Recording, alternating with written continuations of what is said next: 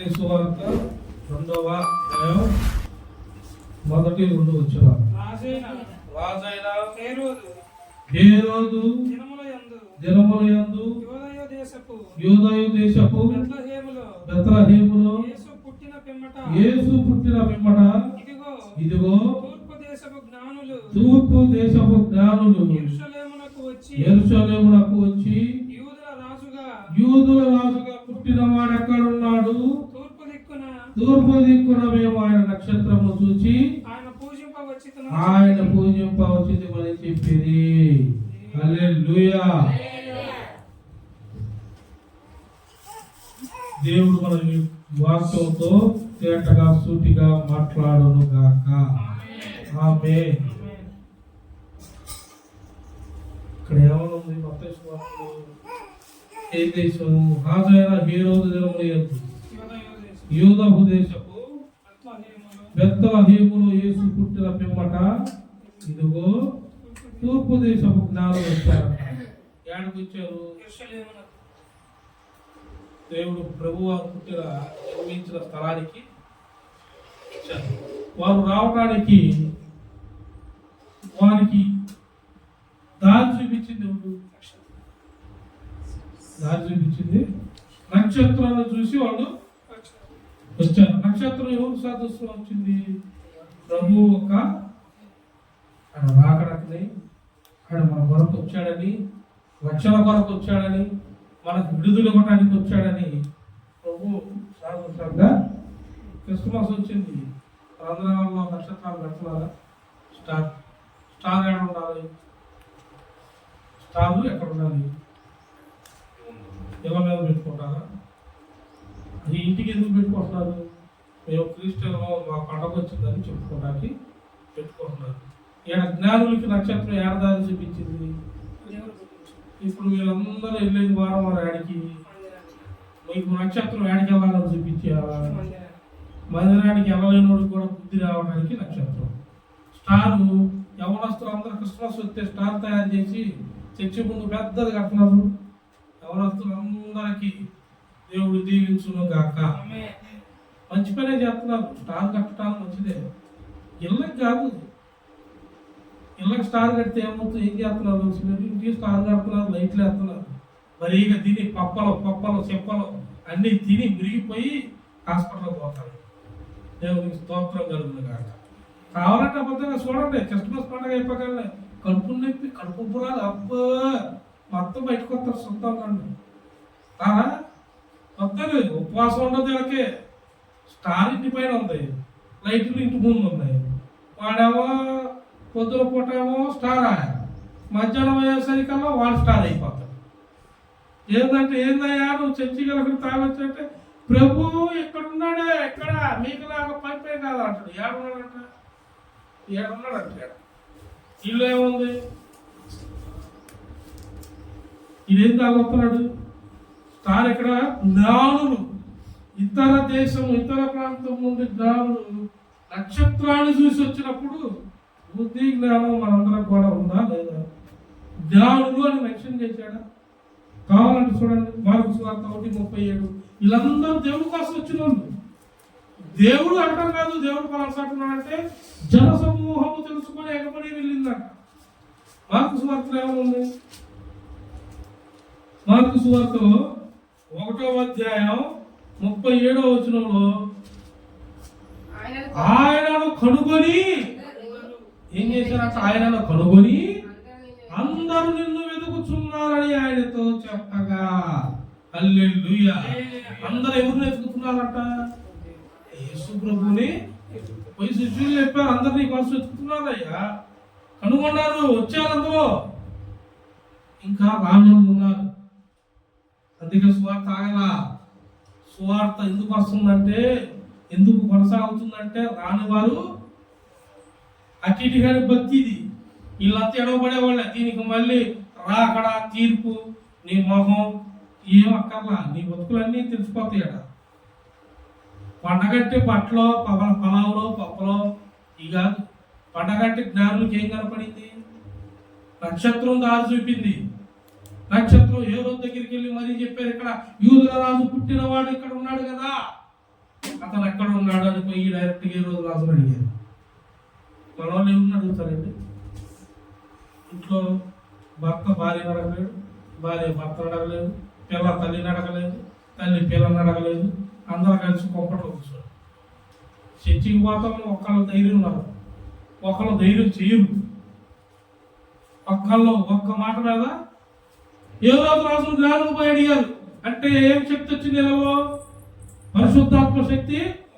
నక్షత్రాలు చూడటం కదండి, దేవుడు చూడగానే దేవుడికి ఆకర్షించబడ్డారు, పరిశుద్ధాత్మను పొందుకున్నారు. పరిశుద్ధాత్మతో డైరెక్ట్ గా ఊరు రాజు దగ్గరికి వెళ్ళి రాజు పుట్టినవాడని మేము నక్షత్రం చూసి వచ్చేసి ఆయన ఎక్కడ ఉన్నాడని అడిగారు. ఏ రోజు రాజు వాళ్ళందరూ కలవరపడ్డారు ఉంటుంది. మార్పు వార్త అన్నింటిలో చూసుకోండి, నిందా చదివి మధ్య కలవరపడ్డారంట. కలవరపడిపోయి మరి నేనే రాజు అయితే ఇంకో రాజు పుట్టడం ఏంది అని వాళ్ళందరూ కలిసి ప్లాన్ వేశారు. మీరు ఆ నక్షత్రం చూసి వచ్చారంటే ఆయన ఎక్కడ ఉన్నాడో మీరు కనుగొని మాకు చెప్పండి, నేను వెనకాల కానుకలు బహుమతులు నేను కూడా తీసుకుని వస్తా. ఇప్పుడు ప్లాన్ వేశాడు. అతను ఏడన్నాడు చూసి మనం వెళ్ళి చంపేద్దామని. కానీ అదే నక్షత్రం ఆ జ్ఞానంలో ఏం చేసింది తెలుసా? రిటర్న్ లో వచ్చేటప్పుడు యూదుల రాజు వచ్చి సమాచారం చెప్పాలడిగా రిటర్న్ లో జ్ఞానులు ఆయన దగ్గరికి వెళ్ళలా. చదవండి, బైబిల్లో ఉంది. నక్షత్రం వారికి దారి మదిలించి వేరే దారిగా వారి ప్రయాణాన్ని కొనసాగించింది. హల్లెలూయా. అర్థమైంది? దుష్టుడు నీ ముందు వస్తాడు, నువ్వు తప్పుకోవాలంటే నువ్వు దేవుని వైపు, దేవుని వైపు. నాకేముందండి, మేము చెబుతాము, మేము పోతాం కాడికి, పరలోకానికి. మరి మీరు అనండి మేము వస్తామని. మీకు ఇంకా నక్షత్రం గడపల్లా. అందుకే 500 నక్షత్రాలు తెచ్చుకొని ఇంటి ముందు పెట్టుకో. 500కి 1000 రూపాయలకి గొప్పలకి 10,000 నక్షత్రాలు. మీరు నక్షత్రం ఇంటి ముందు పెట్టుకుంటే కాదు, ఏడుండాలంట? నక్షత్రం కనపడగల ఏముండాలా? మన హృదయం దేనికి కరెక్ట్ అయి ఉండాలా? అసలు సూచన ఏముంది? నక్షత్రం చూసి మేము మరి మీరు నీకు నీలో ఏం కనపడాలి? క్రిస్టమస్ నువ్వు పుట్టి నేను పుట్టి కాదు, నీ తాత నా తాత పుట్టినప్పుడు నుండే వస్తుంది క్రిస్టమస్. నువ్వేం బతికావు? నీ తాత ఏం నేర్చుకున్నాడు? నీ తాత నేర్చుకోవాలా? నీ అమ్మ నేర్చుకుందా? మీ నాన్న నేర్చుకున్నాడా?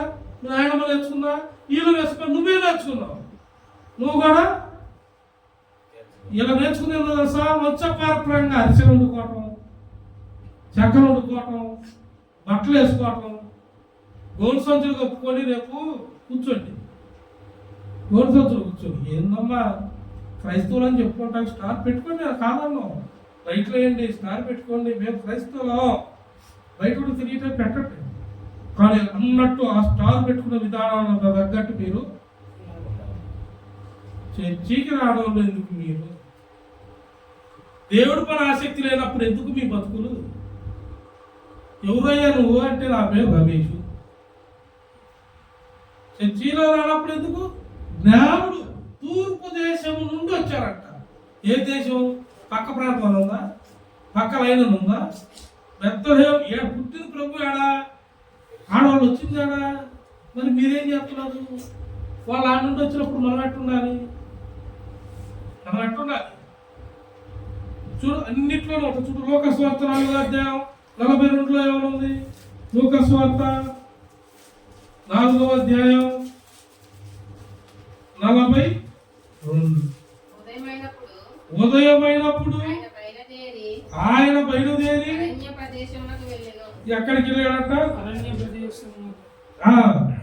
లోకస్వార్త 4వ అధ్యాయం 42. ఉదయమైనప్పుడు ఆయన బయలుదేరి అరణ్య ప్రదేశంలోకి వెళ్ళిన జన సమూహము ఆయనను వెతుకుచు ఆయన వద్దకు వచ్చి. హల్లెలూయా. అది ఆ మాట మనకు కావాలి. ఉదయమైనప్పుడు ఆయన బయలుదేరి ఎప్పుడు వెళ్ళాడంటే ఉదయాన్నే. ఎప్పుడు వెళ్ళాడు మందిరానికి? ఉదయం. మీరు ఎన్ని పక్కన్నారు? సాయంత్రం రండి. సాయంత్రం క్రమశిక్షణ. మందిరం అంటే క్రమశిక్షణ, భయము. ఏబు నేర్చుకున్నది క్రమశిక్షణ నేర్చుకున్నాడు, భయాన్ని నేర్చుకున్నాడు. ఆ భయం ఏం చేసినప్పుడు మన పిల్లల మీద బంతి మీద కూర్చున్నప్పుడు వీళ్ళు ఏడన్నా క్రమశిక్షణ తప్పారా, దారి తప్పారా అని వాళ్ళ కోసం బలు నడిపించి ప్రార్థన చేశాడంట. వాళ్ళ కోసం ఏం చేశాడు? కాదు, వాక్యం ఉంది. వాక్యం అంత శ్రద్ధగా చదివితే మీకు అర్థమైంది. ఏపు తన పిల్లలలో గోయిల మధ్య మీద బల మీద కూర్చున్నప్పుడు వీరు ఆడ హృదయంలోనైనా తప్పు చేశారేమో అని కూర్చున్న వారందరి తరపున ప్రతి దినము బలి అర్పిస్తూ ప్రార్థన చేస్తూ ఉన్నాడంట. మన వాళ్ళకి ఏం కాదు, బాగా చదవా, బాగా ఎదగండి రా, బాగా సంపాయండి, చర్చిగా ఉంది, డబ్బులు ఇస్తే సరిపోద్ది. మరి నువ్వు వాడు ఇద్దరు కలిసి ఆడుకోండి పరలోకానికి రాబాకండి. ధనాపేక్ష ఉన్నవాడు పరలోక రాజ్యంలో చేర్చబడదని లోకా సువార్తలో దేవుడు చెప్పనే, సూది పెంచేవడం వంటే దూరటం సులభము కానీ ధనవంతుడు పరలోక రాజ్యంలో రావటం అసులభం, దుర్లభం చెప్పనే. ఇప్పుడు ఎవరు పోతారు చెప్పు? ధనవంతుడు ఎవరు అవ్వాలన్నది మీరు? మేము ధనవంతులు ఉండాలని ఉంటుంది. ధనవంతులు అడిగిపోతారు, బైబిల్లో ఉంది. మరి ఆయన ఎందుకన్నాడు మీలో తగ్గింపు ఉండాలని? మిమ్మల్ని మీరు తగ్గించుకున్నప్పుడు నేను మిమ్మల్ని ఆయన ఇచ్చిస్తాడంటే ఏంది? ఇక్కడ లోకంలోనూ కావాల్సింది చూస్తాడు. రేపు అందరిలా కాదు, నిన్ను హెచ్చింపు అంటే నిన్ను పైకి తీసుకెళ్తాడు. హల్లెలూయా.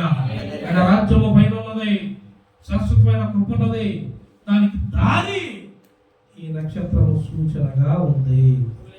హల్లెలూయా. యోహాను సువార్త 6:24 కూడా అదే మాట ఉంటుంది చూడండి. వీళ్ళందరూ దేవుడిని చూసి వెళ్ళినోళ్ళు మీకు చెప్తున్నా, టైం అయిపోతుంది కనుక ముగించేస్తా. ఎందరో ముందు వెళ్ళినోళ్ళు 6 యోహాను సువార్త 6:24. కాబట్టి యేసును ఆయన శిష్యులను అక్కడ లేకపోవుట జనసమూహము చూసి హల్లెలూయా. యేసు ఆయన శిష్యులు అక్కడ లేకపోవుట జన సమూహము చూచినప్పుడు వారు చిన్న దూరానికి యేసును వెతుకుచు కపెర్నహూముకు ఈడ లేడిందిరా, ఇంకా అక్కడికి వెళ్ళాడేమో, మనం లేట్ చేసేమేమో పరిగెత్తుతున్నారంట. మరి మనలో తొందరపాటు మనలో ఉందా? ప్రభు కోసం మనం పరిగెత్తుతున్నావా? 40 దినాలు ఫాస్టింగ్ ఎందుకు పెట్టాడు ఆయన? మనకి నెల ఉపవాస ప్రార్థన ఎందుకు పెడుతున్నాం అంటే పొద్దున్నే టిఫిన్ల మీద భోజనాల మీద ఉండకూడదు. అవి ఉన్నవాడు దేవుణ్ణి పొందాలను దేవుడు కనుగొనటం కష్టం. తిమోతి గ్రంథంలో ఉంది, తిండిపోతులు త్రాగుబోతులు నాకు అసహ్యులు. తిండిపోతులు నిద్రపోతులు కూడా ఉంది అందులో, చూసుకోండి. తిండిపోతాన్నా, నిద్రపోతాన్నా, తాగుపోతాన్నా, వీడికి మొంపుగాళ్ళు. వీళ్ళు దేవుడి కోసం ఏమెత్తుతారు? కూర్చుంటే లేకపోవడం లెగిస్తే మరి వీళ్ళు ఏం లేపుతారు, ఏం పరిగెత్తారు? వీళ్ళు తిండి తాడి తిన్నున్న వాడికి ఏముంది? ప్రాణికి నిద్ర ఉంటుంది. ఉపవాసం ఉంటే దేవుని చూస్తావు, ఉపవాసం ఉంటే పరిశుద్ధాత్మను పొందుతావు, ఉపవాసం ఉంటే నువ్వు యేసు కొరకు ఆతృత కలిగి ఉంటావు. హల్లెలూయా. నాకే సంబంధం లేదు, సంఘంలో ఉన్నారా పోయారా, ఎందుకు వచ్చిన గొడవ? నాది నేను చేస్తున్నా, నా ప్రార్థన నేను చేస్తున్నా, నేను యథార్థంగా ప్రార్థన చేస్తున్నా. ఎవరికన్నా మీరు బాగాలేదని కానీ ఫోన్ చేస్తే ప్రార్థన చేస్తే తగ్గట్లేదా? మరి మీరు అంటే ఇక్కడ ఉన్నాడే ప్రార్థన చేస్తాడు, తగ్గిద్ది, మేము డ్యాన్స్ వేయండి, చిందులు వేయండి పరలోక రాజ్యానికి. ధనాపేక్ష ఉన్నవాడే రాలేదంటే మరి మీరు దేవుడు చెప్పేది సత్యము. నువ్వు చివరకు నాకు నీ మీద తప్పు లేస్తాడయ్యా, గ్యారంటీగా తప్పు. ప్రకటన గ్రంథంలో ప్రతి ఒక్క సంఘానికి లేఖ రాసి పంపించాడు, నీ మీద అయినా ఒక తప్పు మోపవలసి ఉన్నది. మొహాటం లేకుండా బైబిల్లో అన్ని చెప్పాడు. మనకి ఎరగట్లా, మనకి జ్ఞానం రావట్లా. జ్ఞానులు వచ్చారు ఏడ నుండో అంటే మీరందరూ ఎవరు జ్ఞానులు కాదలేక ఇస్తారా? జ్ఞానులు మరి ఆ చుట్టుపక్కల ఉన్న జ్ఞానులు కాదుగా. ప్రభు పుట్టినప్పుడు ప్రభు దగ్గరికి అందరూ ఎలా ఉందా? మరి వీళ్ళు ఏం చేస్తున్నారు? ఎలా కూర్చుంటున్నారు పాపం, చలి మంచు బాగా వండుకొని తినండి. ఏడో తూర్పు దేశం నుండి జ్ఞానులు పరిగెత్తుకుంటూ వచ్చారు. మళ్ళీ వాళ్ళకి లేదా? మంచు వాళ్ళకి లేదా? ఆకలి వాళ్ళకి లేదా? కొత్త చేతులతో రాలా. ఓలమును సాంబ్రాణిని ఏమో పట్టుకొచ్చారు. బైబిల్ చదవపాకండి,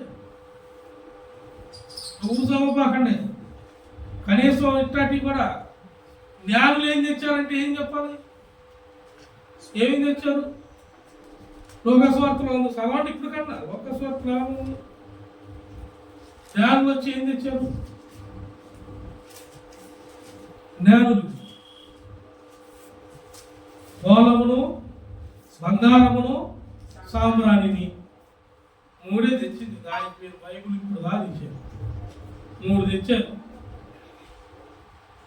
వాళ్ళు ఒక్క చేతులతో రాలా. టయానా బంగారం అంట, సాంబ్రాణి అంట, గోళము.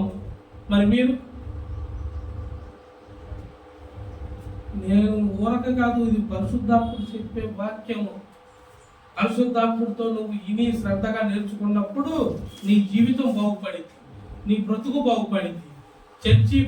చర్చీని మందిరాన్ని పరిచర్యని పక్కన పడేసి నీవు అనేక పనులు ముందు పెట్టుకొని ఆ పనే ముందులని నిర్లక్ష్య పెట్టావు అనుకో, నాకు సంబంధం ఏముంది? తినేది నువ్వు, ఎడగొట్టుకునేది కూడా నువ్వే. ఆరోగ్యం ఉండేది నువ్వు, అనారోగ్యం ఉండేది కూడా నాదేముంది? నన్ను పిలిచినప్పుడే మేము సేవకులందరూ ఏం చెబుతారు? యెహోవా ఇచ్చెను, హల్లెలూయా. మాకేమీ సంబంధం లేదు. మేము ఉన్నా ఒకటే, పోయినా మేము పిలుపుకే లోపడి వచ్చాం. పిలిచినప్పుడే చెప్పాడు, నేను మిమ్మల్ని ఇప్పుడు తీసుకుంటాను, ఎలా అప్పగిస్తాను. ఆయన ఎలాగే తీసుకుంటాడు. మేము బతుకున్నంతకాలం పనిచేసామా లేదా?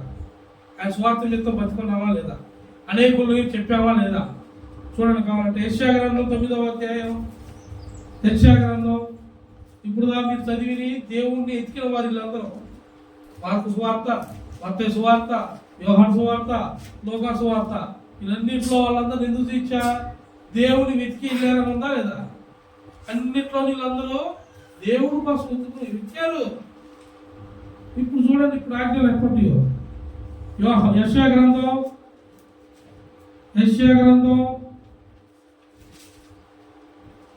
9వ అధ్యాయం. యెషయా గ్రంథం 9వ అధ్యాయం 6-7 వచనాలు. ఏలయనగా శిశువు పుట్టెను. ఎవరు పుట్టారంట మనకి? శిశువు. మనకు కుమారుడు అనుగ్రహింపబడెను. ఆయన భుజము మీద రాజ్య భారం ఉండెను. ఏముంది ఆయన భుజం మీద? మన కోసం ఎవరు పుట్టారు? శిశువు పుట్టెను. మన కోసం ఆయన శిశువు పుట్టాడు. మన కుమారుడు అనుగ్రహింపబడెను. ఎవరు అనుగ్రహింపబడ్డాడు? తండ్రి యొక్క కుమారుడు మనకి. తండ్రి యొక్క కుమారుడు మనకి అనుగ్రహింపబడ్డాడు. ఆయన పుట్టాడు. ఆయన భుజాల మీద ఏముంది? నీ ఇంట్లో ఏముంది? ఇంటి వాకిటి గుమ్మానికి ఏమో యెహోవా మా కాపరి, మాకు లేమి కలగదు, నువ్వు ఇంట్లోనే కూర్చో, ఆయన నిన్ను బాగా పచ్చగా పరుండ చేస్తాడు. అదే ఉంది వాగ్దానం. వాళ్ళకి పెట్టు కంప్లీట్గా వాగ్దానం. అందరు గుమ్మాలు కొట్టాయి, ఇళ్ళకి భలే పెడతారు. ఈ ఇంటికి అధిపతి యెహోవా. మరి నువ్వు పోతున్నావా మందిరానికి? నువ్వు చేస్తున్నావా పరిచర్య? శ్రద్ధ కలిగి ఉంటున్నావా వాక్యాన్ని? శ్రద్ధగా ఉంటున్నావా? నీవు జ్ఞానం వెళ్ళారు, మరి నువ్వు వెళ్తున్నావా? మా ఇంట్లో ఏందన్నా ఇప్పుడు అది అర్జెంటే. ఆయన భుజముల మీద ఏముందట అంటే రాజ్యం అంటే ఏంది? దేశం అంత ఉందా లేదా? దాంట్లో నువ్వు ఉన్నావా పోయావా? నీ భారం నీ మీద పెట్టుకో, ఆయన మీద ఎందుకు? ఇంకా ఆయన ఏమో నా మీద ఉన్నా అంటున్నాడు. మన వాళ్ళు చర్చికి రావటానికి అన్నిటికీ ఏం చెబుతారు? ఏం భారాలో ఏం వంకలో మొత్తం లిస్ట్ రాస్తాడు. నాకేమైంది? రాపించుకోడు. అందరూ లిస్టే. ఆయన ఏమన్నాడు? నీ ప్రతి కన్నీటి పుట్టి నా పుట్టి ప్రతి కన్నీరు అంటారు. ప్రతి కన్నీరు ఆయన పుట్టిలో దాచిపెట్టాడని చెప్పాడా? మరి చిత్తాగుప్తం కూడా నీకు రాసేవాడు. జీవగ్రంథము నీ పేరు ఎట్లా రాసుకున్నాడో నువ్వు చేసినవి కూడా నువ్వు ఎక్కడెక్కడ ఎన్నిసార్లు ఏమేం చేసావు, ఏం మాట్లాడావు, ఎలా ఉన్నావో మొత్తం చూద్దాం. ఆయన భుజము మీద రాజ్యభారం ఉండేను, ఆశ్చర్యకరుడు, ఆలోచనకర్త, బలవంతుడైన దేవుడు, నిత్యుడగు తండ్రి, సమాధానకర్త, యోగాధిపతి అని అతనికి హల్లెలూయా. మొత్తం రాసుకుంటాడా? నువ్వేందనుకుంటావు? యేసుప్రభు అంటే యేసుప్రభు కదా. ఆయన నిత్యుడగు తండ్రి, ఆశ్చర్యకరుడు, సమాధానకర్త. ఒక పేరు కాదు, నువ్వు పిలుచుకుంటే 116 పేర్లు ఉన్నాయి. పిలుచుకుంటే 116 పేర్లు. నువ్వు ఇంకా పెట్టుకుంటే 120 లేదు, 130, 150 పదుగా ఉంది పెట్టుకో. పిలిస్తే పలకడా? నా తండ్రి అంటే పలకట్లేదా? నా ప్రభు అని ఏడ్చి కొనుక్కో సన్నిలో జరగట్లేదా? మరి ఇళ్లలో కూర్చుంటే వచ్చింది. ఇళ్లలో కూర్చుంటే నువ్వు లేచిన కాడ నుండి ఇంట్లో ఏడుతో కూర్చుంటావు, నానా పనులు చేస్తారు. ఆ ఇంట్లో పరిశుద్ధాత్మ ఎందుకు ఉంటుందండి? చర్చి వచ్చింది ఎందుకు? మందిరం నిర్మించింది ఎందుకు? ఇక్కడ పరిశుద్ధాత్ముడు ఉంటాడో. పరిశుద్ధాత్ముడు ఉన్న చోట పరిశుద్ధత ఉంటుంది. పరిశుద్ధతను అపవిత్రపరచకూడదు. ఇక్కడికి వచ్చి నువ్వు ప్రార్థన చేస్తే నీ వర తప్పకుండా. మరి అందుకే వాళ్ళు నక్షత్రం చూసి వెళ్ళారు. మరి మనం అనుకున్నావా? క్రిస్మస్ బాగానే చేస్తున్నాం, లైట్లు వేసుకుంటున్నారు, అన్ని బాగానే ఉన్నాయి, బట్టలు ఉన్నాయి, అన్నీ ఉన్నాయి, తక్కువ వస్తాయి. కరెక్ట్గా ఆ టయానికి మీరు ఉన్నారా? క్రిస్మస్ ఒక్కరోజు కాదమ్మా, మరి సంవత్సరం అంతా సంవత్సరం. ఆ ఊరు నుండి ఊరికి ప్రయాణం చేసినప్పుడు మరి మీరు సంవత్సరం అంతా ఉంటుందా క్రిస్మస్? క్రిస్మస్ రోజే స్టారా? అంటే మిగతా రోజు వేసి కనపడ్డా మీకు? అదే అని అర్థం. స్టార్ ఏడ ఉండాలా? స్టార్ కాదు, పరిశుద్ధాత్ముడు మనలో, పావులు ఎప్పుడు మనలో. ఆ స్టారే కనపడింది మందిరం వైపు. అప్పుడు నువ్వు త్వరపడి వెళ్తావు మందిరానికి, మాటలు పట్టడానికి, చదవడానికి, మంచిది చేయడానికి, అన్నింటిలో ముందు ఉంటావు. రేపు ఎత్తపడే సమయంలో కూడా ముందుకు కాక. నువ్వు వీటిలో ముందు లేకుండా ఏడుంటావు, ఎత్తపడతావు. నువ్వు దేంట్లోనూ ముందు లేవు, అసలు దేవుడే లేడు. ఇంటి ముందు లైటు, ఇంటి ముందు నక్షత్రమే. నీలో ఉందా? మరి లేనప్పుడు ఎందుకు? ఎందుకంటే అందరూ క్రైస్తవులు, మేము కూడా క్రైస్తవులు. మా ఇంటి ముందు అందరూ కన్నా నక్షత్రం లైట్లు పెద్దగా ఉంటాయి. పెట్టుకో, 2000, 3000 పెట్టి పెట్టు. ఇట్లా లాభమే ఉంది. అసలు నీలో లేడుగా. ఆ క్రైస్తవ జీసస్ నీలో ఉన్నాడా? లేడుగా. మరి ఎందుకు లేనప్పుడు ఎందుకు? ఆయన కుటుంబంలో మీద ఉందో రాజ్యభారం ఉంది అన్నాడు. ఆయన ఆలోచన చేస్తాడంట, సమాధానం చూస్తాడంట, అన్ని కార్యాలు జరిగించుటకు ఆయనకి పేరు పెట్టి కుండకు పంపించాడు ఉంది. మరి మీరు చదువు దానికి ఎందుకు దేవుడు? ఇది మొదలుకొని మితి లేకుండా దానికి వృద్ధియు క్షేమము కలుగునట్టు సర్వకాలము దావీదు సింహాసనము రాజ్యమును నియమించెను. హల్లెలూయా. మితి లేకుండా వృద్ధి కలిగిస్తాడు. దానికి సన్నిధానానికి వెళ్ళిన అందరూ సన్నిధి వృద్ధి కలిగిందనుకో, సన్నిధానంలో ఉన్న వాళ్ళు కూడా యేసు వృద్ధి కలిగిన వాడు. ఆయనలో నుండే సమస్తము కలిగి ఉన్నది. ఆయనే సమస్తమును కలిగించిన వాడు, సృష్టించిన వాడు. ఆయన రాజులకు రాజు, ప్రభువులకు ప్రభువు. ఆయనే అద్వితీయ దేవుడు. హల్లెలూయా. ఆయన ఇచ్చిన వాడు ఎవ్వరు కూడా. మొన్న ఒకరు మంచి స్పీచ్ చెప్పారు. ఆయన పేరేంది? జితేంద్ర స్వామి ఎవరు పేరు. మంచి స్పీచ్ ఒకటి వచ్చింది. వాళ్ళకి చెబుతా, క్రైస్తవులు చాలా మౌనం గల వాళ్ళు, ప్రేమ చూపటమే తప్ప. చిన్నజీయ స్వామి హల్లెలూయా. వాళ్ళకి చెప్పాడు. బాగుంది, ఎంత నీతిగా ప్రభు మాటలో. అసలు దేశించే వాళ్ళకే చెప్పాడు. మీరు ఎందుకు వాళ్ళ మతాన్ని, వాళ్ళని ఎందుకు దూషిస్తున్నారు? ఎందుకు ఇస్తున్నారు? ఎవరి దేవుణ్ణి వాళ్ళు చెప్పుకోవాలయ్యా. చెప్పుకోవటమే పని. చెప్పుకోవాలి. నీకేమైంది? చూసారు ఎంత బాగా చెప్పాడు. ఆయనే చెప్పాడు. మరి మనకు దూషించేవాడు దూషినాడు ఏం చేస్తాడు? దూషించలే. పౌలు గారు దూషించుకోవట్లేదా? అలా మరణించబడలేదా? తిమోతి అత్త అవ్వలేదా? యోహాను అవ్వలేదా? అయినంత మాత్రం అయితేంది మనకి? దేవుడు ఏమన్నాడు? నువ్వు మౌనివై ఉండు, యుద్ధము నేను, నువ్వు ఊరకు నిల్చో, యుద్ధం నేను చేస్తా. మన మీద నిందలేశారండి, అయిన స్వార్థ చేస్తాం, మనం కొట్టారు, అయిన స్వార్థ జరుగుతుంది, మన మీద అన్నీ వేసారు, స్వార్థ ఆగలా. కానీ ఇలా అదే అన్ని అయిన వారు ఎవరిని చెబుతున్నాడు? క్రైస్తవులు, నిజమైన క్రైస్తవులు చాలా ప్రేమ చూపుతారు. వారు ప్రేమించుటయే తెలుసు. హల్లెలూయా. యేసు ప్రేమించడానికే వచ్చాడు, శిక్షించడానికి రాలేదు. కానీ శిక్షించేలాగా జరిగించడానికి ఎవరు? మీరే. మీ హృదయాలు అలా జరుగుతున్నాయి. దేవుడి యందు కోపాన్ని పుట్టిస్తుంది కూడా దేవుడు ప్రేమను చూపడానికి వస్తే మీరు ప్రేమను తీసుకోకుండా దేనికి అంటే బాధ కలిగినప్పుడు దేవుడు, ఆలోచన కలిగినప్పుడు దేవుడు, మనసాల పడ్డప్పుడు దేవుడు, నువ్వు బాగున్నప్పుడు దయ్యం తప్పు, నువ్వు బాగున్నప్పుడు దయ్యం సహవాసం, బాగాలేనప్పుడు దేవుడు. చూడండి, అన్నీ బాగుంటాయా? కరెక్ట్గా ఏదైనా రాసుకొని ఏదైనా ఎంప్లాయో లేదా ఎవరికన్నా సరే కాసిన ఏదైనా రావాల్సిన అయిపోయినాయి అనుకో, అప్పుడు దేవుడు గుర్తొస్తాడు. ఇలా ఇంటి నిండా అన్నీ ఉండి బాగా ఇంటి నిండా వస్తుంటే నీకు ఏడకి పోయినా వృద్ధి కలుగుతూ ఉందనుకో, దేవుడు కలుగుతాడా? ఇలా వెళ్ళకపోతే పాస్టర్ గారికి నేను టయానికి వేసేస్తా, నేను వెళ్ళపోయినా మా పాస్టర్ గారికి ఫోన్పే టక్క ఏడున్నా కానీ వెళ్ళిపోయింది.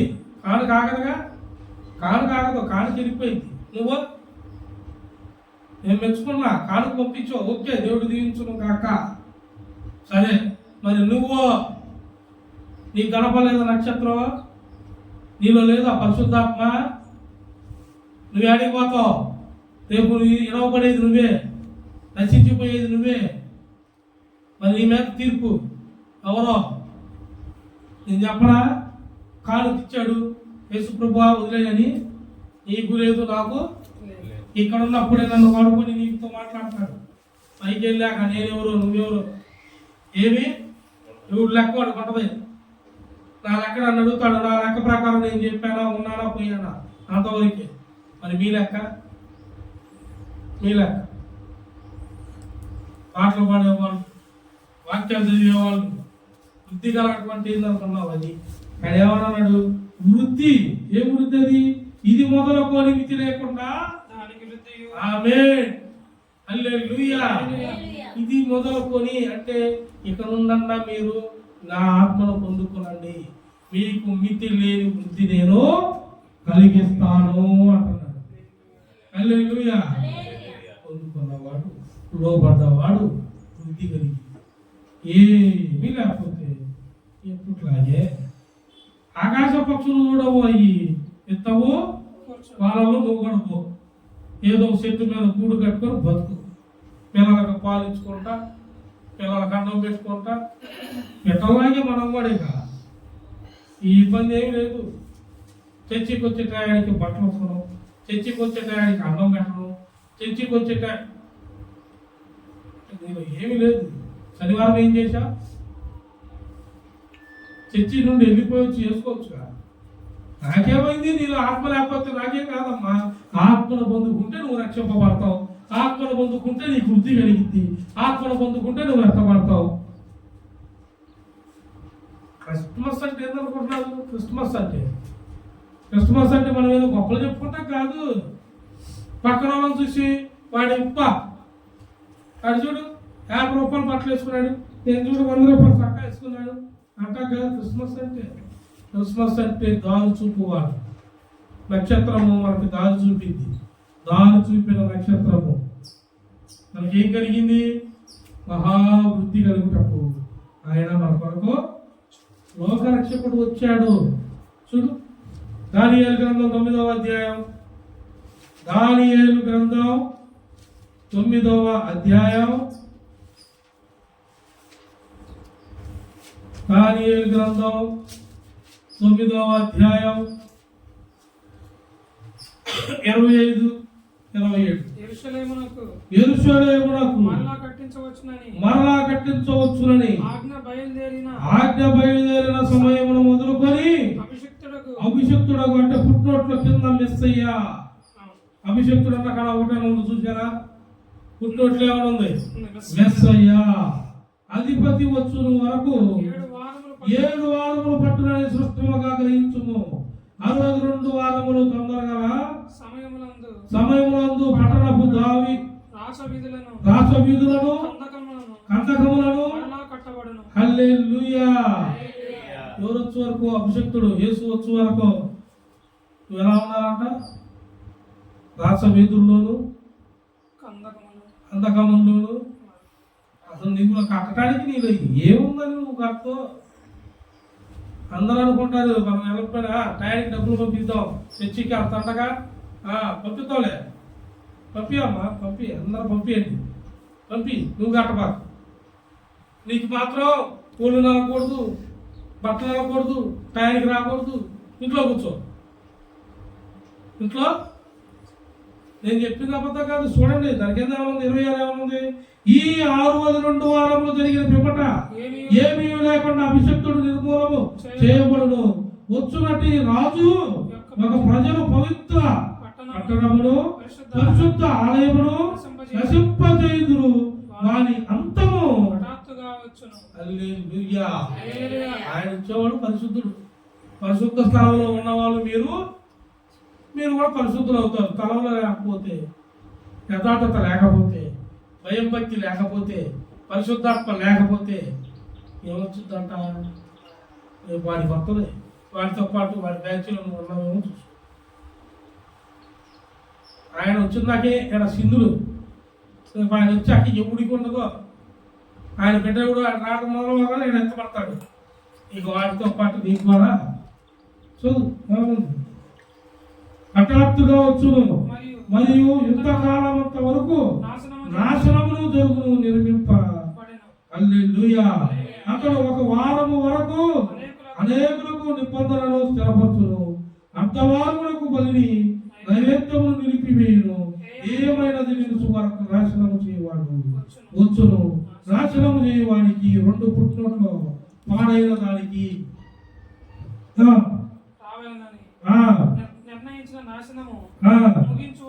ముగించు వరకు హల్లెలూయా. ఆ నిర్ణయించిన నాశన కాలం వచ్చే వరకు అలాగా వాడు చెప్పించడానికి నాశనం నీటిగా వస్తాడు. కూసిపోరు. నువ్వు వాడి దగ్గర ఉంటున్నావా? పరిశుద్ధ పట్టణం కట్టడంలో యేసు దగ్గర ఉంటున్నావా? యేసు కొరకు ఆసక్తి కలిగి ఉంటున్నావా? లేకపోతే నేను కూడా ఎట్టగట్ట బాప్తిసం పొందితే అందరిలాగా నక్షత్రం ఇది, బాప్తిసం పొందితే రక్షణ వచ్చిందంట, పరలోకానికి గ్యారెంటీ అంట. అవునా? బాప్తిసం పొందావు, యథార్థత ఉందా? ఖచ్చితంగా ఉందా? తగ్గింపు జీవితం ఉందా? పెద్దలకు లోపడుతున్నావా? మందిరానికి లోపడుతున్నావా? చావుడికి లోపడుతున్నావా? అసలు దేవుడు అంటే భయం ఉందా? నీలో ఆ నక్షత్రం ఉందా? ఏ నక్షత్రం? పరిశుద్ధాత్మ నక్షత్రం నీలో ఉందా? నీకు దేవుడు అంటే భయం ఉందా?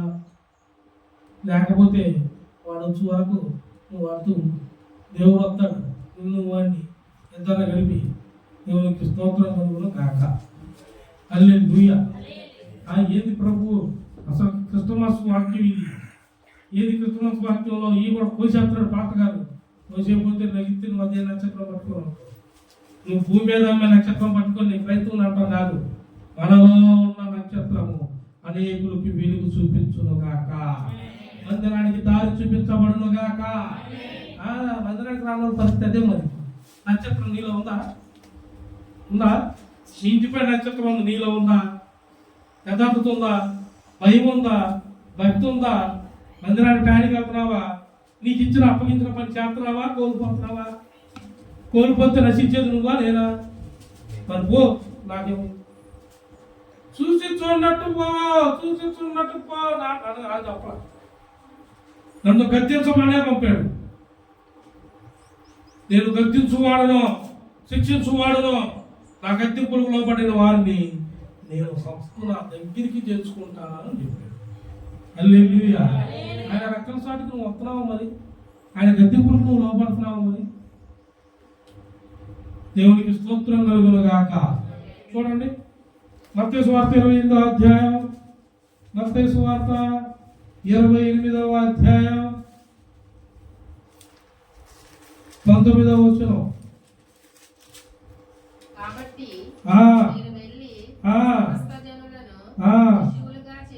కాబట్టి కాబట్టి మీరు వెళ్ళి సమస్త జనులను శిష్యులుగా చేయుడి, తండ్రి యొక్కయు కుమారుని యొక్కయు పరిశుద్ధాత్మ యొక్కయు నామములోనికి వారికి బాప్తిసం ఇచ్చుచు.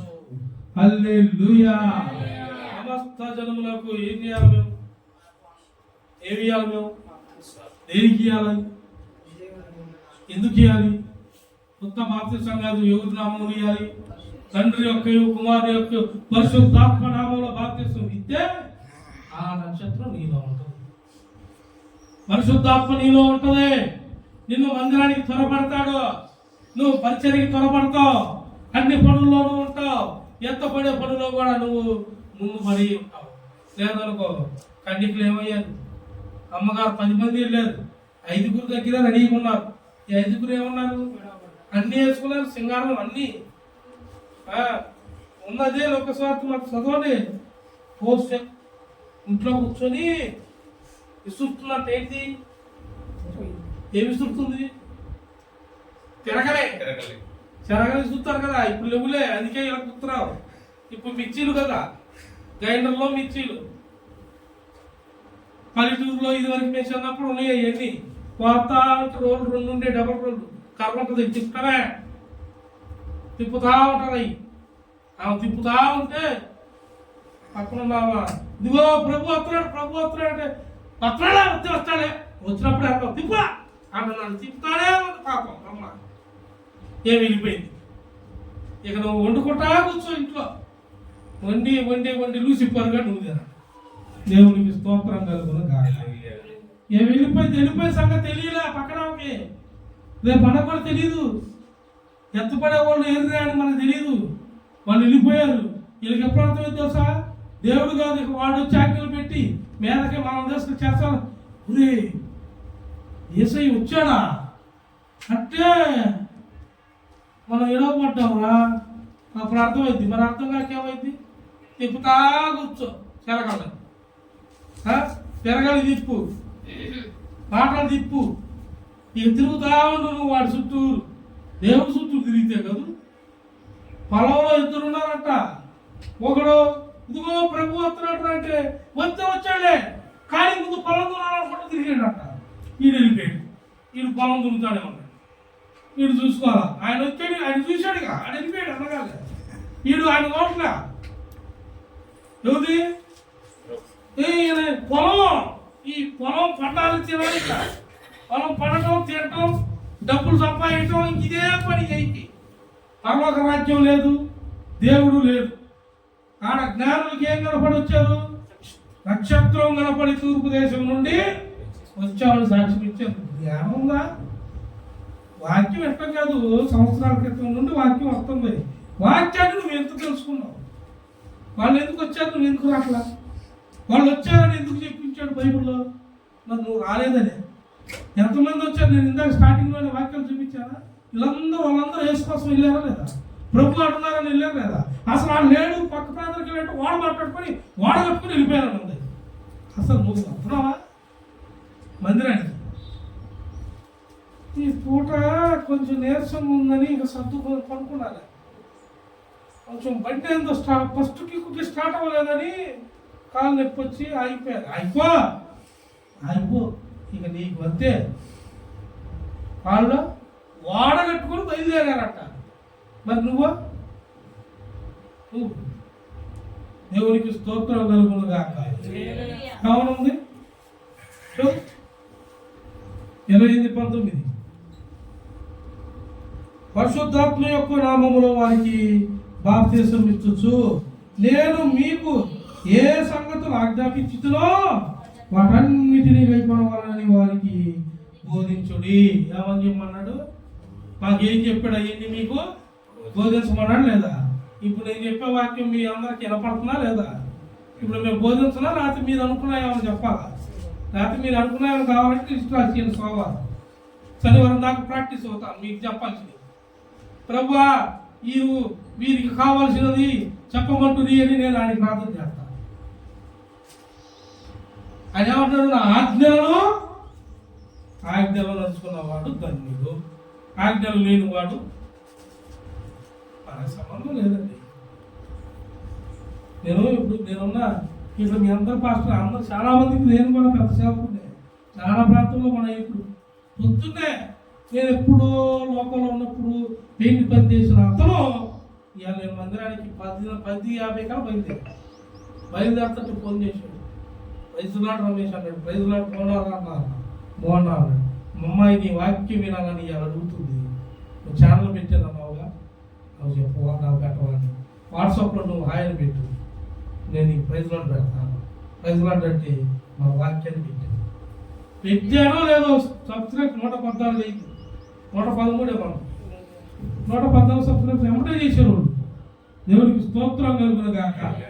ఎప్పుడో నేను పెయింట్ పని చేసి ప్రభువును నమ్మక లోకంలో తిరిగినప్పుడు ఆయన ఇప్పుడు మరి నేను అడగకుండానే ఫోన్ చేసి ఏంటంటావు ఏంటిదంటావు ఇదంతా వాళ్ళకి ఏడో కలిగింది, ఏడున్నా మీకు నాకు కలిగింది అన్న చేతులు ఎత్తండి. దేవునికి మహిమ కలుగున గాక. సంఘాన్ని దేవుడు దీవించును గాక. హల్లెలూయా. ఇది మొదలుకొని మీకు మితి లేకుండా వృద్ధి కలుగును గాక. అర్థం వచ్చి దాన్ని చిందులైపోకండి. ఒక్క ఇచ్చేస్తాడు. దేవునికి స్తోత్రం కలుగును గాక. ఒక్క ఇచ్చేస్తాడు ఆయన మామూలుగా. అబ్బా అభివృద్ధి అన్నాడులే, చివరికి రావాల్సింది వచ్చింది అనుకొని ధ్యానం అయిపోకంటే దేవుడికి మనం ఇప్పుడు లోబడి అప్పుడు మనం అభివృద్ధి కలుగుతాం. చూడు ఒక్క వాక్యం చూడు, మార్కు సువార్త పక్కనే ఉంది, నువ్వు చదివిన పక్కనే 16వ అధ్యాయం మార్కు సువార్త 15-16 వచ్చిన. మరియు మీరు సర్వలోకమునకు వెళ్ళి సర్వ సృష్టికి సువార్తను ప్రకటించుడి. నమ్మి బాప్తీసం పొందినవాడు నమ్మని వాడికి నేను చెప్పలా ఆడుంది. నమ్మినవాడికి ఏం కలిగిందంట? నమ్మి బాప్తీసం పొందినవాడు రక్షింపబడతాడు. బాప్తీసం పొందాడంటే వాడు మూర్ఖుడు ఒకడు. బాప్తీసం పొందినాడు తిరిగి లోకానికి చూస్తారా? అక్కడేముంది? మీరు తండ్రి యొక్కయు కుమారుని యొక్కయు పరిశుద్ధాత్మలో బాప్తీసమీయుడి. ఇక పరిశుద్ధాత్మ వాడి దానికి మరి పరిశుద్ధాత్మను పొందుకున్న మీ అందరూ తిరిగి చూస్తున్నారా? తృణీకరిస్తున్నారేమో చూసుకోనండి. పరిశుద్ధాత్మను దుఃఖపరుస్తున్నారేమో చూసుకోనండి. పరిశుద్ధాత్మ దేవుడు మిమ్మల్ని విడనాడకుండా ఉండేలాగా మీరు లోబడి ఉందరుగాక. పరిశుద్ధాత్మతో నింపబడుదురుగాక. పరిశుద్ధాత్మ మీకు నక్షత్రమును చూపించునుగాక. ఆ నిజమైన నక్షత్రం ఏంటంటే దేవుని మందిరము. హల్లెలూయా. దేవుని మందిరానికి త్వరపడి ఉండటానికి నీలో ఉండాలి. అది స్టార్ అంటే నీ ఇంటి ముందు లైట్లు వేసుకో, ఇబ్బంది ఏమీ లేదు. ఎందుకంటే పండగ వచ్చింది కాబట్టి ఇంటికి అలంకరణ చేశాము. ఓకే, ఇల్లంతా ఊరంతా అలంకరించబడ్డాయి, అన్ని లైట్లు వేస్తున్నాయి. కానీ ఆ ఒక్కసారి పెద్ద స్టార్ కనబడుతుంది అని నిన్ను అడుగుతారు. అదే మా యేసు క్రీస్తు దేవుడని మేము ఎంచబడిన మందిరము. చాపాట్లో అప్పుడు అడుగుతారు నిన్ను, ఇందిరా మీ ఊరు మొత్తంలో పైన చూస్తే అక్కడ ఒక్కసారి పెద్ద స్టార్ ఉంది, ప్రతి ఇంటికి లైటింగ్ ఉంది, మెరిసిపోతుంది. ఆ పెద్ద స్థలం ఏంటంటే మేమందరము దేవుని బిడ్డలం కాబట్టి మాకు వెలుగు ఇవ్వడానికి ఆయన వచ్చాడు. మేము వెలుగులో ఉన్నామని మీరు లైట్లు వేయండి. మరి అక్కడ ఏముందంటే ఈ వెలుగులో మమ్మల్ని తెచ్చిన దేవుడు ఆయన ఉన్నత స్థలం అది అని చెప్పండి. అదే నక్షత్రం అండి. స్టార్లకి గుర్తు అదే. చర్చి ముందు ఎందుకు అనుకున్నాం అంత కట్టేది అందుకే. అసలు నాకు తెలుసా? ఇక్కడ అప్పుడు కూడా తెలియదు నాకు తెలిసి. దేవునికి స్తోత్రం కాక. మాస్టర్ గారు చాలా పెద్దలు కట్టు మొత్తం కట్టు. ఆ స్టార్కి అర్థం చెప్పు, కట్టేవాడికి అర్థం చెప్పు, కట్టించా నువ్వు తెలుసుకో. అప్పుడు వారు అనేకులకి ఆయన రాజ్యం గురించి, ఆయన మాటల గురించి, ఆయన సువార్త గురించి, ఆయన బాప్తిసం గురించి వారు తెలుసుకున్నది నిశ్చయముగా అనేకులకు చెప్పుదముగాక. అవే గ్యారంటీగా తెలుసుకుని చెప్పాలండి. వాక్యం వినాలా, ఇంట్లో చదవాలి. మీరు బైబిల్ చదువుతున్నప్పుడు ఇక్కడ పరిశుద్ధాత్ముడు దానికి అర్థాన్ని బయలుపరుస్తాడు. హల్లెలూయా. చూడండి లూకా సువార్త 24వ అధ్యాయం, లూకా సువార్త 24వ అధ్యాయం 46, 47. క్రీస్తు శ్రమపడి మూడవ దినమున మృతులలో నుండి లేచుననియు యెరూషలేము మొదలుకొని సమస్త జనములలో ఆయన పేరట మారు మనసును పాప క్షమాపణయు ప్రకటింపబడునని. హల్లెలూయా. చూసారా, క్రీస్తు శ్రమపడిన ఎలా ఉంది? క్రీస్తు శ్రమపడి మూడవ దినమున మృతుల్లో నుండి లేచుననియు యెరూషలేము మొదలుకొని సమస్త జనములలో. హల్లెలూయా. నేను చెప్పానా, క్రైస్తవులు అంటే అక్కర్లా, నువ్వు దేవుని నమ్మావు, నీ ఇంటికి వెలుగుంచు. ఎందుకు? ఆయన చీకటి నుండి వెలుగులోకి నడిపించుటకు నేను మీ కొరకు వచ్చి తిని అని చెప్పాడు. వెలుగు మన ఇంటి ముందు ఉండాలి. చీకటి కొంతమంది చీకటి కలవడ పడతారు. ఏంటంటే కరెంట్ బిల్లు ఎక్కువ వచ్చింది, గవర్నమెంట్ లైట్లు కట్టుకో, ఆడ పోలికి పెట్టారు గవర్నమెంట్ లైట్లు అయితే తెచ్చుకో, ఎక్కువ కరెంట్ బిల్లు రాదండి, అది వేసుకో. అవసరమైతేనే రాతే బువ్వ తినేది, అన్నం తినేటప్పుడు, వండుకునేటప్పుడు లేకపోతే చీకట్లోనే ఇప్పుడు మారేది. నువ్వు లైట్ వేసుకో, వెలుగు, నువ్వు వెలుగులో ప్రకాశించు. క్రిస్మస్ అంటే ఊరు ఊరు ఇంటి ఇంటికి వెలుగుందునుగాక. అందరూ వెలుగులో ఉండాలండి. లైట్లు వేసుకోండి, బాగా లైట్లు వేయండి. స్టార్ పెట్టామంటే నీకు అర్థం ఉండాలి. స్టార్ మనం అందరం కలిసి ఎవరికి చూపించాలి తెలుసా? నీకు తెలియని వాడు అడగాల నిన్ను, ఏందిరా ప్రతి ఇంటికి లైట్ ఉంది ఏందన్నా, మీ ఇంటికి ప్రతి ఇంటికి లైట్ ఉంది ఏందక్క, ఈ ఊరు ఊరు లైట్లతో వెలిగిపోతుంది, కానీ ఒకే ఒక చోట పెద్ద స్టార్ ఉంది ఏందక్క అంటే నువ్వు వివరించి చెప్పేలా ఉండాలి. వాడు అడిగేలాగా ఉండాలి. ఇంటింటికి స్టార్ పెట్టి ఇంటింటికి లైట్ పెడతారు.